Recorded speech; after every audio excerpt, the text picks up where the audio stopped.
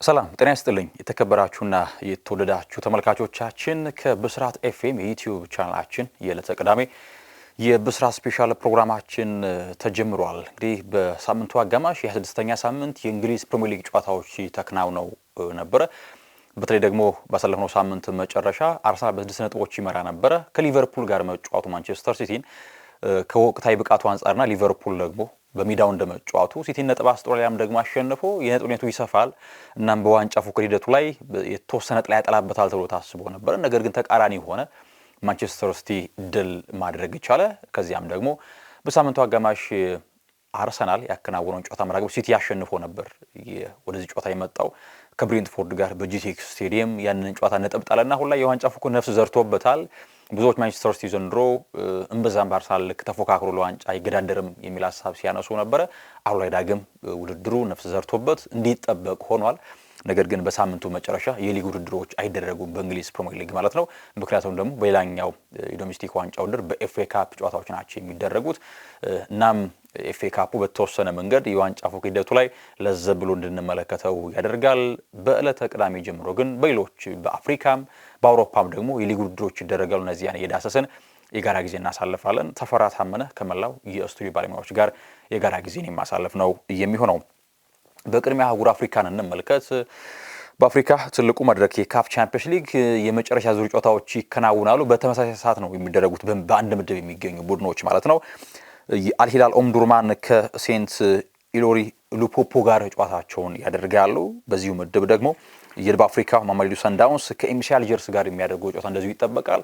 ይህ ምድብ እጅግ ተጠባቂ ነው የተመለከተነው እንገኛለን። እናም እነዚህ ሁለት ጨዋታዎች ይደረጋሉ። ኤስፔራንስ ደ ቱኒዝ ከፔትሮ ዴ ሉንዳ ይጫወታሉ። ሲምባ እንደዚሁ ታንዛኒያው ከስታድ ማሌን ጋር ጨዋታቸውን ያደርጋሉ በካፍ ቻምፒየንስ ሊግ።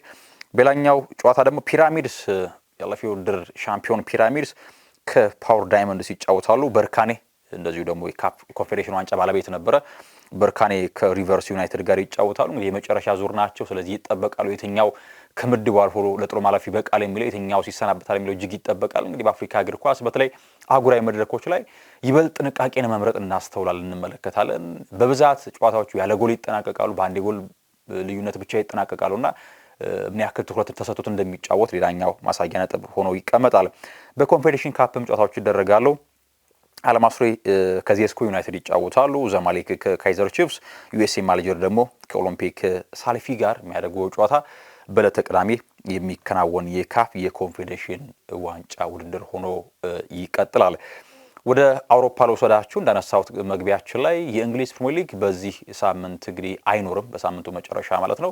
በኤፍኤ ካፕ መርሃግብሮች ናቸው የሚደረጉት። ካራባኦ ካፕ ፍጻሜ ላይ ደርሷል። ማንቸስተር ሲቲ ከአርሰናል በፍጻሜ ይፋለማሉ። ሌላኛው ደግሞ የውስጥ ውድድር የሆነው ኤፍኤ ካፕ ግን አሁን ጥሎ ማለፍ ውድድሮች እስካሁን አልጠሩም። ትንሽ ቡድኖች አሁንም በመድረኩ ይገኛሉ።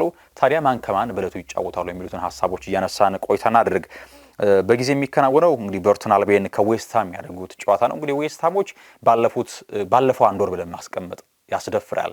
በጣም ጠንካራ ቡድን ሆኗል። አሰልጣኝ ኑኖ ኤስፒሪቶ ሳንቶስ በጣም የተለየ ቡድን የገነቡት ዝውውሮቻቸው ሁለት ፊት መስመር ተጫዋች ያስፈርመዋል ከጆል ቪሴንት እንደዚሁም ደግሞ ከላሲዮ እንግዲህ ታቲ ካስቲላኖስ መምጣቱን ስንመለከት ነበረ።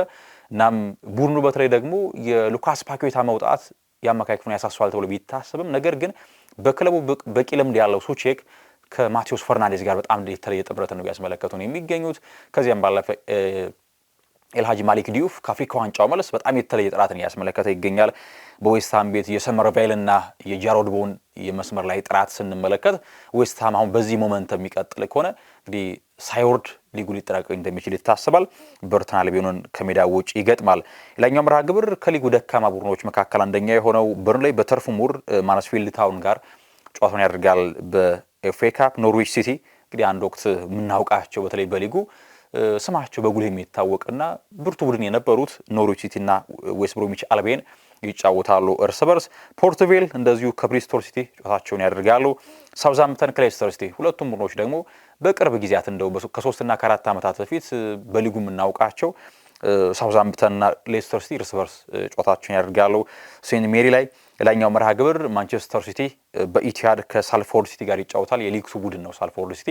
እናም ውሃ ሰማያዎቹ በቀላሉ ይህንን ጨዋታ አሸንፈው ወደ ቀጣይ ዙር ይቀላቀሉ ተብሎ ይታሰባል። እንግዲህ ፔፕ ጓርዲዮላ ይሄ አሁን ላይ በተለይ በጣም ብርቱ ትግል የሚደረግበት ወቅት ላይ እንገኛለን። በሊግ ውድድሮች ላይ ፕሪሚየር ሊግ አሁን ላይ መድረክ አለ። ስለዚህ ለተጫዋቾች እረፍት ይሰጣል ተብሎ ይታሰባል።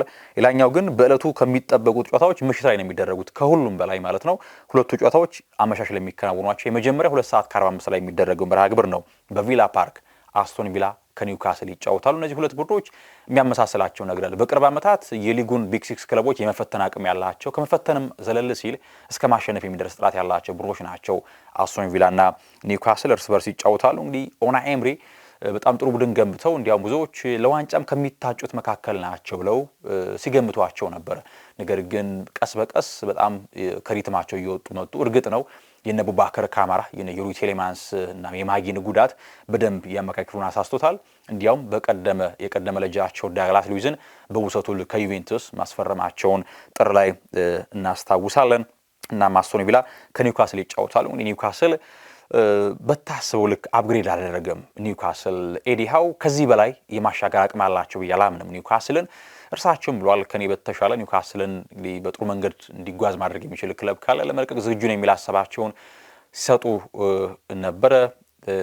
በተለይ በፒኤስአር ችግር ምክንያት በፈለገው ልክ ገንዘብ ማውጣት አይችልም ነበረ ኒውካስል፣ ያም እንደጎዳው ይታሰባል። ቡድኑ ከዚህ በላይ ተጫዋች የመግዛት አቅም ያለው ባለሀብት አለው። ነገር ግን የፒኤስአር ማነቆ ሆኖበታል።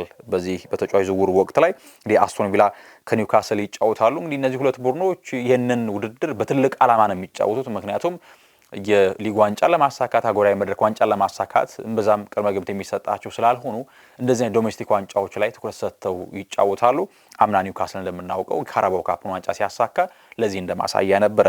ሌላኛው የዕለተ ቅዳሜ ትልቁ መርሃ ግብር በእንግሊዝ ኤፍኤ ካፕ በአንፊልድ ሮድ ሊቨርፑል ከብራይተን ኤንድ ሆቭ አልቢዮን ይጫወታሉ።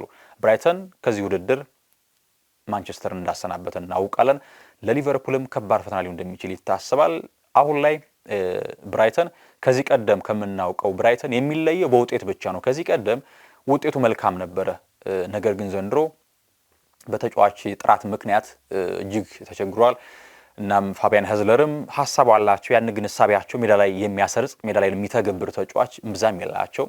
መፍረድ እጅግ ይከብዳል። እንደነ ጆዋ ፔድሮ የመሳሰሉ ተጫዋቾችን አጥተው ነው ሲዝናቸውን የጀመሩትና ይህ ደግሞ ብራይተን ሐሳቡ ቢኖራቸውም ሄዝለር ነገር ግን ሜዳ ላይ የእርሳቸውን ሐሳብ በደንብ በአግባቡ መስራት የሚችል ተጫዋች የላቸውም። ሊቨርፑል በአንጻሩ በሊጉ እንግዲህ ከዋንጫ ፉክክሩ ከራቀ ሰንበትበት ብሏል። በተለይ ተደጋግሞ የጣላቸው ነጥቦች ቅድመ ግምት እንዲያገኝ አድርጎታል። ያለፈው ውድድር ሻምፒዮን፣ ነገር ግን በአህጉራዊ መድረክ ደግሞ በቻምፒየንስ ሌላ መልክ ያለው ሊቨርፑል ነው። ስለዚህ ደግሞ በኤፍኤ ካፕ ዘንድሮ እንግዲህ ያለምንም ዋንጫ ሲዝኑ ለማጠናቀቅ ከሚጫወትባቸው መድረኮች ኤፍኤ ካፕ አንደኛው ነው። ከብራይተን ጋር በአንፊልድ ሮድ ምሽት 5 ሰዓት ላይ የሚከናወን የጨዋታ መርሃ ግብር ነው። የተመረጡ ጨዋታዎችን በተለይ ማንቸስተር ሲቲ ከሳልፎርድ፣ አስቶን ቪላ ከኒውካስል፣ ሊቨርፑል ከብራይተን በተወዳጁ ጣቢያ ብስራት ኤፍኤም በቀጥታ ማድመጥ ትችላላችሁ ተመልካቾቻችን። ከእንግሊዝ እንውጣና ደግሞ ወደ ስፔን እናምራ። በእንግሊዝ እንዳነሳሁት የሊግ ውድድሮች የሉም፣ በኤፍኤ ካፕ ነው የሚደረገው። ወደ ስፔን ግን ስናመራ ላሊጋው ይደረጋል። ካታሎኒያ ላይ ኤስፓኞል ከሴልታ ቪጎ በሚያደርጉ ጨዋታ ይበስራል። ላሊጋው በዕለተ ቅዳሜ ከሚደረጉ መርሃ ግብሮች መካከል ማለት ነው። ሄታፌ ከቪያሪያል እንዲሁ ይጫወታሉ። አንዳሉሲያ ላይ በራሞን ሳንቼዝ ፔዥዋን ሴቪያ ከዲፖርቲቮ አላቬዝ ይጫወታሉ። እንግዲህ ሴቪያ የቀደመ ስሙን አሁን ላይ ለማስቀጠል እጅግ እየተፈተነ ይገኛል። ሌላኛው መርሃ ግብር በቤርናባው ሪያል ማድሪድ ከሪያል ሶሴዳድ ይጫወታሉ። የተጠባቂ መርሃ ግብር ነው። ሪያል ሶሴዳድ በስፔን ኮፓ ሊያሬስ ከግማሽ ፍጻሜ መድረስ የቻለ ቡድን ነው። ሪያል ማድሪድ ከሶሲዳድ የሚያደርጉ ጨዋታ በእጅጉ ተጠባቂ ሆኖ እንመለከተዋለን። ሌላኛው በስኩዴቶ የሚጠበቁ ጨዋታዎች አሉ። ኮሞ በሜዳው ከፊዮሬንቲና ይጫወታሉ። የፍሎረንሱ ከተማ ክለብ ፊዮሬንቲና ባለፈው ውድድር በጣም ጥሩ ቡድን ነበረ። እንደነ ዴቪድ ዴሃ እንደነ ሞይስኪን የመሳሰሉ ተጫዋቾች በስብስቡ አሉ። ዘንድሮ ግን ላለመውረድ ነው እየተጫወተ የሚገኝ የታሪካዊ ቡድን። ቪዮላዎቹ እንዴት ባለ መንገድ ዘንድሮን ያጠናቅቃሉ የሚል ይጠበቃል። ብዙዎች ግን የእነርሱ መትረፍ ይመኛሉ። በቀደሙት በተለይ በ90ዎቹ 2000ዎቹ መጀመሪያ ላይ የነበራቸውን ጥራት ስንመለከት በስኩዴቶ በጣም ስማቸው በገናነት ከሚጠቀሱ ክለቦች መካከል ፊዮሬንቲና አንደኛው ነው። ኮሞ ግን በአንጻሩ የሴስክ ፋብሪጋሱ ኮሞ በጣም አስደናቂ ጉዞ ላይ ይገኛል። እንግዲህ ቡድኑ አሁንም በኮፓ ኢጣሊያ ጥሎ ማለፍ ላይ ይገኛል። በሴሪያውን በጣም እየተፎካከረ ይገኛልና ሴስክ ፋብሪጋስ ወደፊት የተለየ በጥራት እንግዲህ የማሰልጠን እርሾ እንዳለው ያየነበት ሲዝን እያሳለፈ ነው የሚገኘው። ሮም ላይ ላሲዮ ከአትላንታ በኢስታዲዮ ኦሎምፒኮ ጨዋታቸውን ያደርጋሉ። ይህም ተጠባቂ መርሃ ግብር ነው። ነገር ግን በሀገረ ጣሊያን እጅግ ተጠባቂው ደርቢ ደ ኢጣሊያ ዕለተ ቅዳሜ ይደረጋል። በሳንሲሮ ጁሴፔ ሜዛ ኢንተር ሚላን ከዩቬንቱስ ይጫወታሉ። በተለያየ ቁመና ላይ የሚገኙ ቡድኖች ናቸው። ኢንተር ሚላን እንግዲህ ኔራዙሪዎቹ የሊጉ አሁን የወቅቱ ምርጡ ክለብ ኢንተር ሚላን ነው። እንግዲህ ከኢንዛጊ ጋር ከተለያየ በኋላ ቡድኑ በክርስቲያን ኪቩ ምን ያስመለክታል የሚል ይጠበቅ ነበር። ነገር ግን አሁን ላይ በተለይ ባለፉት 4 እና 5 ጨዋታዎች በጣም ድንቅ የሆነውን ኢንተር ሚላን እየተመለከትን እንገኛለን። አሮጊቷ በአንጻሩ እጅግ ተቸግራለች። ዘንድሮ ኢንተር ሚላን 58 ያክል ነጥቦችን ይዞ እየመራ ነው። የሚገርመው አሁን ላይ እንኳን በ12 ያክል ነጥቦች ከዩቬንቱስ ልቆ ነው የተቀመጠው ኢንተር ሚላን። እርግጥ ነው ባለፉት ጨዋታዎች በመጀመሪያው ዙርም ቱሪን ላይ ዩቬንቱስ አሸንፏል። ኢንተር ሚላን 4-3 ማሸነፉ ይታወሳል። 2024-25ም ዩቬንቱስ በሜዳው በቱሪን 1-0 አሸንፎታል። በሳንሲሮ ደግሞ 4-4 ነበር ያጠናቀቁት። እንግዲህ ባለፉት ጨዋታዎች የተሻለ የማሸነፍ ንጻር ያለው ዩቬንቱስ፣ ነገር ግን ዘንድሮ አሁን በተለይ በጁሴፔ ሜዛ እንደመደረጉ ጨዋታው ዩቬንቱስ ነጥብ አግኝቶ ለመውጣት እጅግ እንደሚቸገር ይታመናል። እናም ደርቢ ደ ኢጣሊያ የጣሊያን ትልቁ ጨዋታ ይሄ ነው በሀገረ ጣሊያን። እናም በሳንሲሮ ጁሴፔ ሜዛ ኢንተር ሚላን ከዩቬንቱስ ጨዋታቸውን የሚያደርጉ ይሆናል። ወደ ጀርመን እናምራ። በቡንደስሊጋ ሆፈንሃይም ከፍራይቡርግ ይጫወታሉ። ሃምቡርግ ከኡኒየን በርሊን፣ ቨርደር ብሬመን ከባየር ሙኒክ ይጫወታሉ። እንግዲህ ባየር ሙኒክ ከሰሞኑ ነጥቦችን ሲያንጠባጥብ ነበርና ዶርትሙንድ በደንብ ቀርቦታል። በተለይ ባለፈው የሴርኩ ጉራስ የመጨረሻ ደቂቃ ጎል ለዶርትሙንዶች ትልቅ መነሳሻ ፈጥሯል። እናም ቨርደር ብሬመንን ከሜዳ ውጭ ገጥሟል። ኢንትራክት ፍራንክፉርት ከቦሩሲያ ሞንቸግላባህ፣ ባየር ሌቨርኩሰን ከሴንት ፓውሊ፣ ስቱትጋርት ከኮሎኝ እንደዚሁ በዕለተ ቅዳሜ የሚከናወኑ የቡንደስሊጋ መርሃ ግብሮች ሆነው ይደረጋሉ። ወደ ፍራንስ ሊግ ልውሰዳችሁ። ኦሎምፒክ ዴ ማርሴይ በስታድ ቬሎድሮም ከስትራስቡርግ ጋር ይጫወታል። እንግዲህ ኦሎምፒክ ማርሴይ ህልሙና እቅዱ አልተሳካም፣ ዘንድሮ አልሰመረለትም። ምክንያቱም ዲዘርቪን ካመጣ በኋላ በደንብ ራሱን አፕግሬድ አድርገው ፍራንስ ሊግን ለማሳካት ሁሉ እቅድ ነበረው። ነገር ግን በፍጹም ከፓሪስ ሰን ጀርማ ጋር መገዳደር አልቻለም። ዲዘርቪም ተለያይቷል በሙቹዋል አግሪመንት ከኦሎምፒክ ዴ ማርሴይ ጋር። እናም በሜዳው ስትራስቡርግን ይገጥማል። ሊል ከስታድ ብረስቷ ሌላኛው መርሃ ግብር ነው። ፓሪስ ፉትቦል ክለብ ከሎንስ ይጫወታሉ። እንግዲህ ሎንስ በጣም የዘንድሮው በጣም ዳርክ ሆርስ ነው እየተጓዘ የሚገኘው የፍራንስ ሊግ ቡድን ነው። ከፓሪስ ፉትቦል ክለብ ጋር ይጫወታል። ፓሪስ ፉትቦል ክለብ ከሊግቱ ዘንድሮ እንዳደገ ይታወቃል። የፓሪስ ሰን ጀርማ ሁነኛ ተቀናቃኝና ደርቢ ነው። በውስን ሜትሮች ብቻ ርቀት ላይ የሚገኝ ስቴዲየም አላቸው። ፓሪስ ሰን ጀርማና ፓሪስ ፉትቦል ክለብ ከሎንስ ጋር ይጫወታሉ። ይሄ የፍራንስ ሊግ የማሳረጊያ መርሃ ግብር ይሆናል ማለት ነው። የተከበራችሁና የተወዳችሁ ተመልካቾቻችን በብስራት ኤፍኤም ዩቲዩብ ቻናላችን የዕለተ ቅዳሜ የብስራት ስፔሻል ፕሮግራማችንን ይመስል ነበር። ተፈራ ታመነ ከመላው የስቱዲዮ ባለሙያዎች ጋር የጋራ ጊዜን አሳልፌያለሁ። ብሩህ ጊዜን ተመኘው።